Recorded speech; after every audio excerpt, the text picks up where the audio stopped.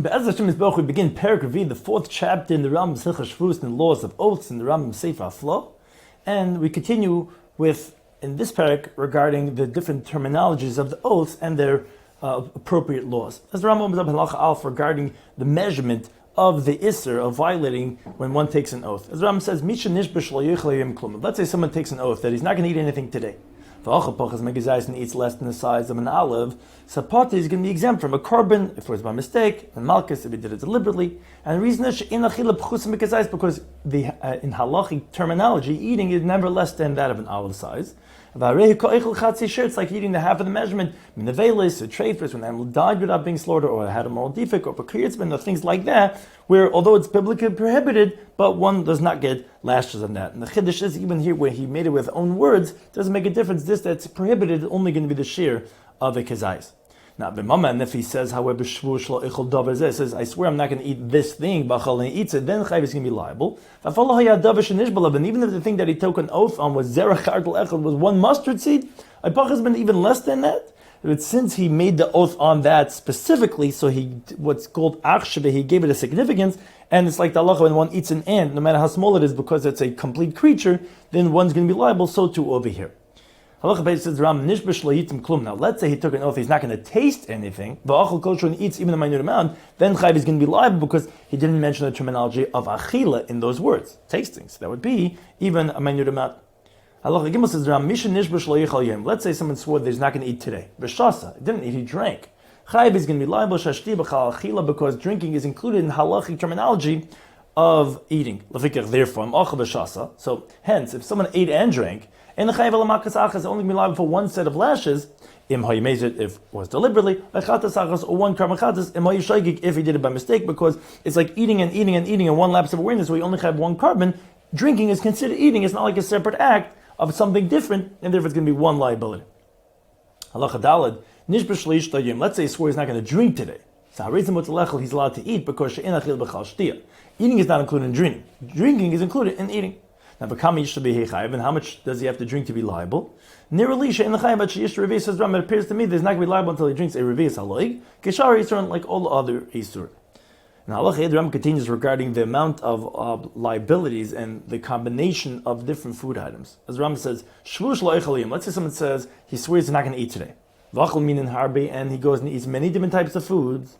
Shvuos lo eshtayim, where he swears I'm not going to drink today. V'shasim minin mashkinab, he drinks many different types of beverages. And the chayv al is only be liable for one, which they're all included in this rubric of not eating or not drinking.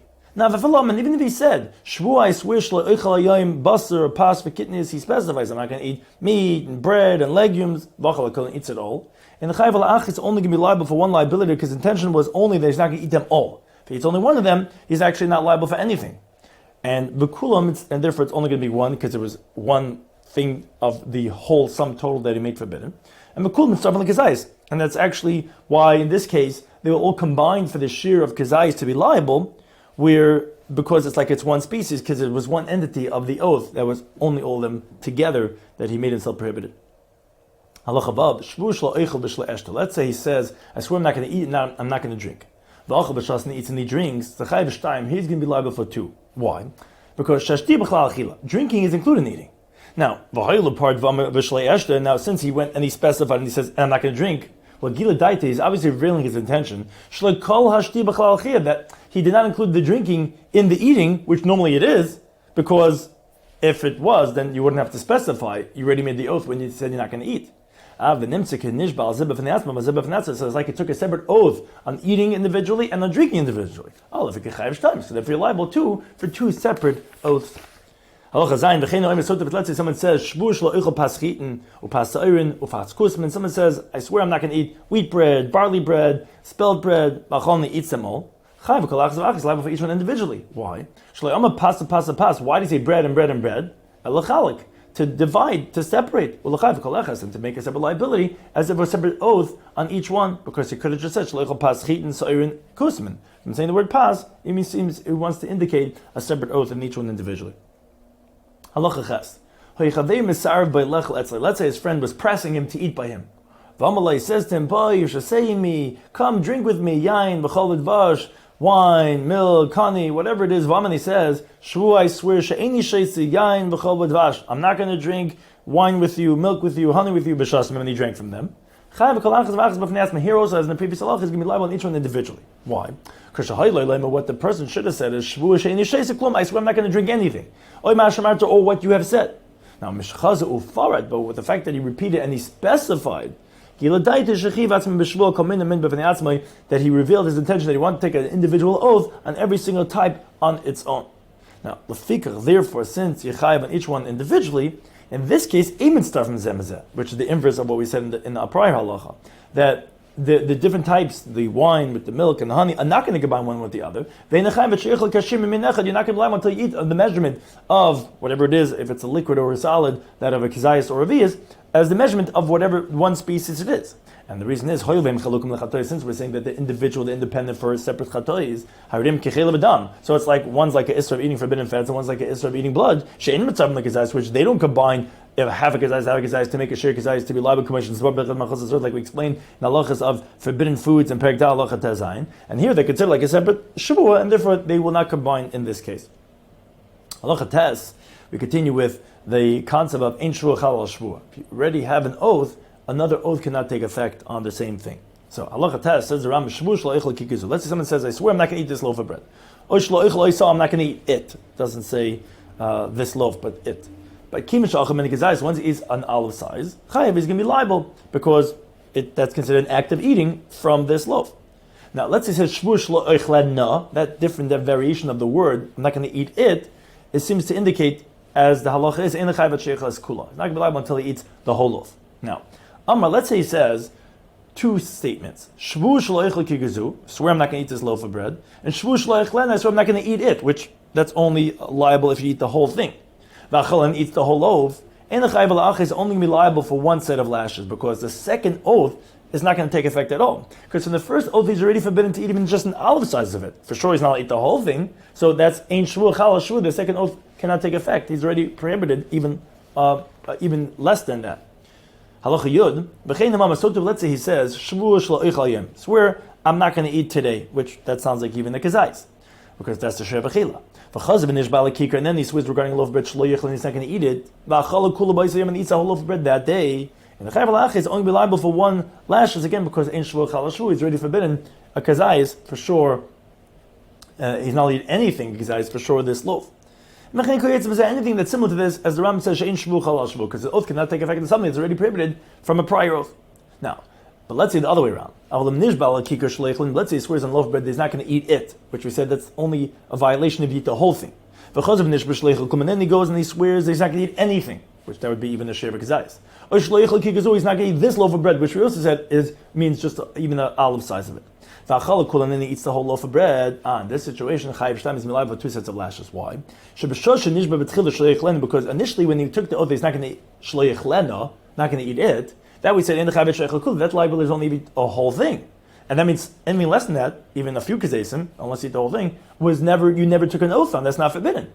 Oh, so when he subsequently took another oath that he's not going to taste anything, he's not going to eat it, which means even the kazais of it, and the moment you eat because of the second oath, an olive size of it, you're going to be liable.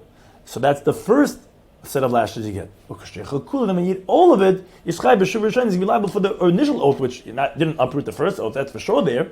And therefore you're going to be chayav for two, one for the second one that could be chal because it's even for that of a kazais, and then of the first one when you eat the whole thing.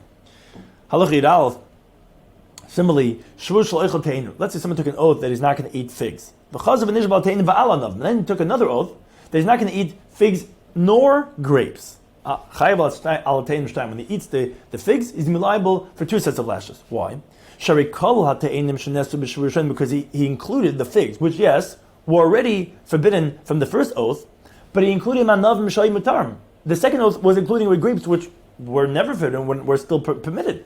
Since the second oath takes effect, because it's taking effect on the grapes, which were never forbidden, so Chalal te'enim, it will also take effect on the figs. V'neschai b'shtei Shvuos, and if it's going to be liable for 2 oaths, like we explained the halachas of forbidden food items in Perek Ches halacha vav, where yes, although ein isser chal lissa, and we're saying in shvu chala shvua, but when the second isser is including other things which were initially permitted, and now you're making it forbidden, with that isser is even those which already prior had been forbidden are now going to be included in the new second isser, which that's known as isser kail. Here also, this second oath is kail, including other things, and then it will also include what was already previously forbidden. Therefore, the figs will have 2 sets of lashes.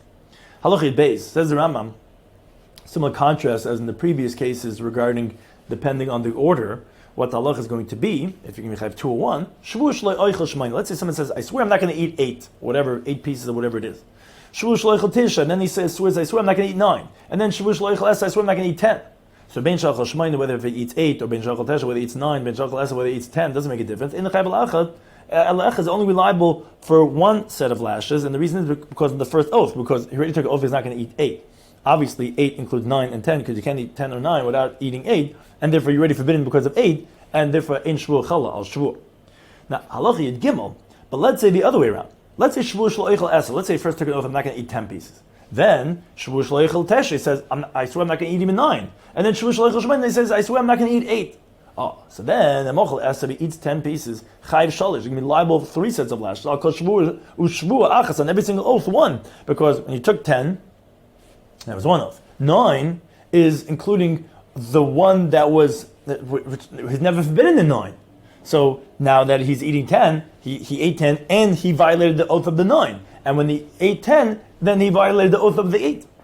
And so if he eats 9, chayv shtam is liable for 2, and if he eats 8, chayv ach is only liable for 1, obviously because you didn't do the 9 or the 10, but you will be liable for each one because that's not considered in shvu chala shvu, because you are including something that was not prior forbidden. Halachi Dal Rambam continues with something that is similar to a concept of like chatzi shir, which Rambam says shvu shlo eichel teim. Let's say someone takes an oath, I'm not going to eat figs. Then he swears that he's not going to eat figs and grapes as one, which this is specifically together. From each one, he's going to have a full measurement, which is a kazayas of each type. And the second oath is taking effect when only if he'll eat both of them. So since, again, he's including grapes, which he had not yet taken the oath, so it will take effect on the te'enim. But it's only, the second one's only a violation if he eats both the te'enim and anav.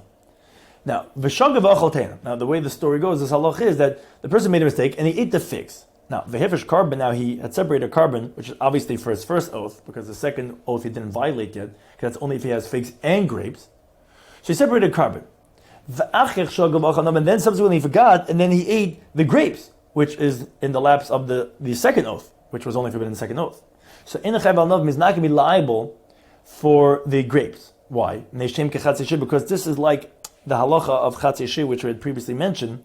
The figs will not combine to supplement, because when you ate the figs, and the second oath was grapes and figs, and you're eating grapes, no, because once you already separated carbon because of your first oath, so the separation of the carbon is like interrupts the two of them. It's like not a bahalama achas, and it's as if you already had an atonement for that, and like as if you didn't eat it. And therefore, you don't make a carbon on the half a measurement of the grapes, and you're only going to have that carbon that you had for the ta'anim from the first oath. So someone took an oath that he's not going to eat 10 pieces. Then he took an oath that he's not going to eat 10 and 9. So for example, let's say someone took an oath, the first oath was not going to eat 10 figs. The second oath was, I'm not going to eat these 10 figs and another 9. Oh, so the second oath is taking effect on the 10 because it's taking effect on the new 9 that wasn't forbidden in the first one, like the halacha of the figs and the grapes that we said in halacha Yudalef. Now, v'achal es v'hefish carbon, which is similar to the previous halacha. He ate the 10, which was in the first oath and the second oath, and he separated carbon, which obviously for the first oath. Then he made a mistake, and then he went, those extra 9 was prohibited subsequently in the second oath. It's like half of a measurement, because the second oath is only the grapes with the figs, and the figs are already like independent because you already separated carbon for that. And the carbon, you don't bring a carbon for, although you're not allowed to violate, but you don't bring a carbon for a half a measurement of the Isser.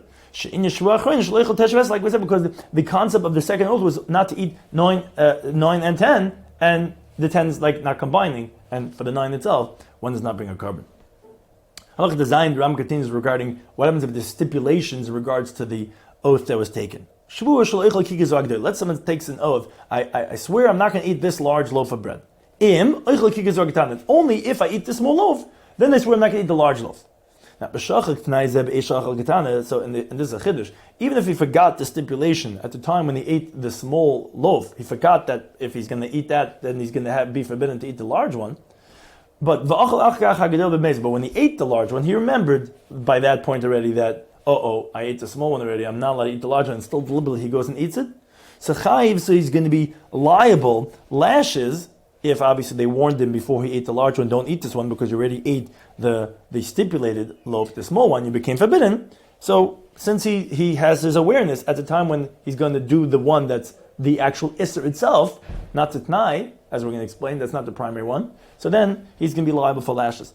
Now, let's say let's say he ate the small one, which at the time he ate the small one, he recalled the condition, if I'm going to eat the small one, that means the big one becomes forbidden. So he knows when he's eating the small one, that's going to make the big one forbidden. But after he ate the small one, he forgot. And he ate the large loaf. And he didn't realize it. He thought that the large one was not forbidden, because he forgot about the small one. So Potter is going to be exempt because since he is in error when he was eating the loaf that is the big one that's prohibited, he's even exempt from a carbon, as we had explained in Perek Gimel Halacha Vav, that's considered like an oynis when it's regarding the laws of a Shvuos. Now, let's say he eats both of them with unawareness, the small one and the big one. So they're also Potter is going to be exempt. Now, Shtein B'meiz, if he eats both of them deliberately, meaning he knows by both of them that this is problematic regarding the oath, then even, and this is the bigger chiddush, even if he eats the large loaf first, and the one, don't eat this one, and you have to have a warning to get lashes, because you might eat the small one and then retroactively be liable for having eaten the large one. So although that's a hasra suffix, that's a doubtful warning, because you don't know when you're warning him if he's going to ultimately eat the small one and be liable, still he's going to get lashes, because the Rambam passes in Hilchos Sanhedrin, the hasra suffix from hasra, a doubtful warning is considered a warning.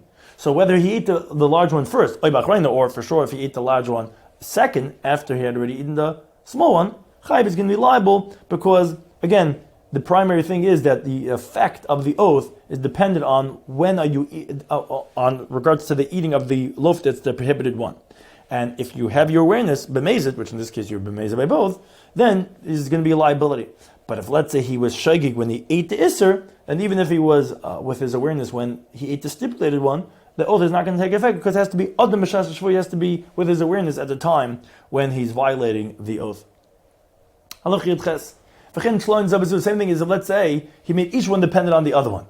And he swore and he said, I swear I'm not going to eat any one of them if I eat the other one. So it comes out really, essentially, anytime you eat the first one, whichever one is the big loaf, the small loaf, that's going to be the t'nai for the second one that you're going to end up eating, and the prohibited one is going to be the second one that you're eating.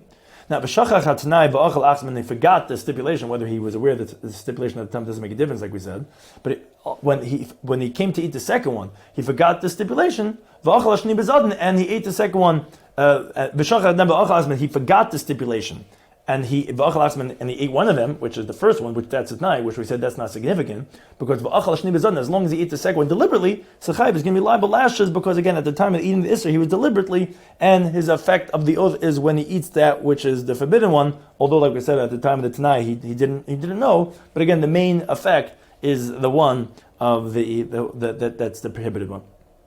Halacha Yatas.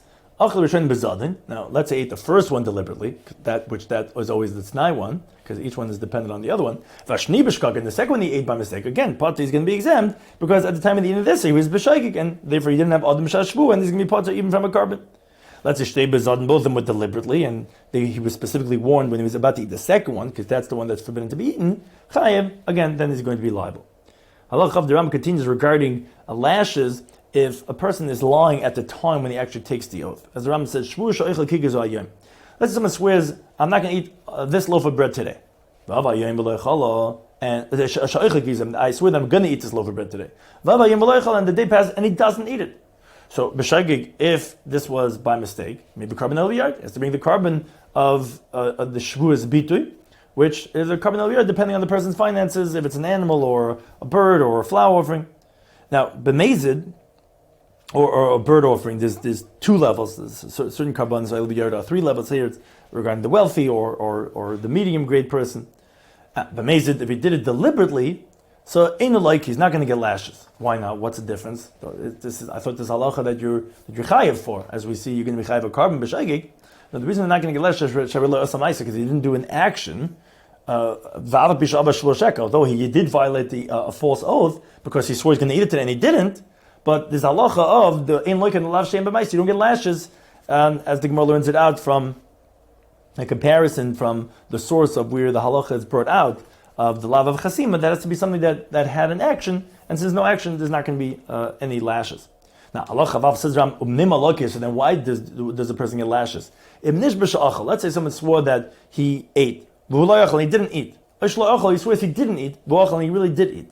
They also didn't do any action because the oath itself is not an action, it's just words. And the eating when he ate it, although that's an action, but he was permitted to eat back then, he didn't do anything wrong then. He just subsequently said a lie about and he swore to that effect. So why is there lashes in that case?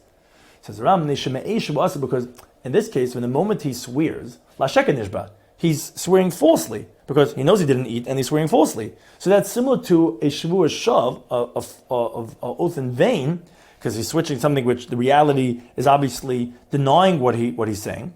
And the Torah tells us that even though there's no action, he's going to be liable, like the pasuk says in Shmois by the Sefer Hashem. Hashem is not going to cleanse whoever is Yiseh Shmoy Lashav, which what that tells us is that Bezin Shamal is not going to cleanse the person, but Bezin Shamatu will give him lashes and cleanse him. Now, since it says in this pasuk Lashav 2 times, the Torah is including a Shvuos sheker from the past tense, which is similar to Shvuos shav, because when you're saying it, you're saying it in vain, because that's the same as like an oath of vain, saying that this man's a woman or that this man's a man. It's in vain. Here also, it's right away when you're saying it, you're doing something wrong. Therefore, there's going to be lashes. Because in contrast, the nishba sheyas, let's say someone swears that he's going to do something, but they didn't do it. Well, in a Shvuos sheker mishas Shavuot, that's not a false oath from the moment that he took the oath. Later on the day, when the day passed and he didn't do what he swore, then there was a false. And therefore, that's not similar to shav, which is the moment that you say it, and therefore there's not going to be lashes. Halacha of Beis Ram continues regarding situations when there is an oath regarding with one's friends. So, if someone tells his friend, Shvu lo eichlach, I swear I'm not going to eat by you. Or similar terminology, I swear I'm not going to eat by you. Or let's say the host was pressing him to eat by him. And he refuses, and he swears and he says, I swear that if I'm going to eat by you, meaning like this, I'm taking an oath if I'm going to eat by you. It's essentially saying I'm not going to eat by you.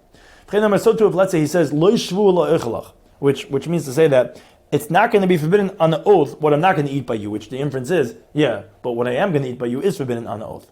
So kol asur, and all these different type of terminologies make it forbidden. And therefore, he swore that he's not going to eat by him. Now, even if he says all these different sentences, all these different phrases, he violates and he eats by him, in the chayav al-achas is still only going to be liable for one liability because of the concept of ein shvu chal shvu, where they're all saying the same thing. So even though he says it in many different ways, it's still going to be only one liability of the oath of saying that he was not going to eat by him.